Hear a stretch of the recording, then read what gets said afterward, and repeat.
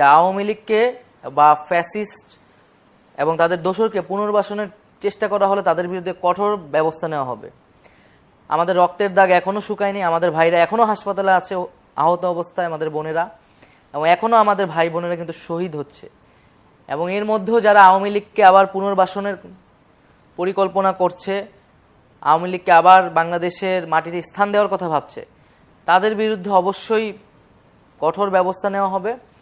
আওয়ামী লীগ একটি গণহত্যার সাথে জড়িত, মানুষের ভোটাধিকার হরণের সাথে জড়িত, গুম খুন মানবাধিকার হরণের সাথে জড়িত। ফলে আওয়ামী লীগকে বিচারের মুখোমুখি দাঁড়া করাতে হবে এবং যারা এই ছাত্র হত্যাযজ্ঞের সাথে জড়িত ছিল তাদেরকে তো অবশ্যই আমরা বিচার সম্পন্ন করব এবং এই বিচার প্রক্রিয়ার পরেই মূলত বাংলাদেশের জনগণ সিদ্ধান্ত নেবে যে আওয়ামী লীগের রাজনীতি থাকবে কি থাকবে না। এবং এর আগে আওয়ামী লীগের কোনো পুনর্বাসন সম্ভব নয়।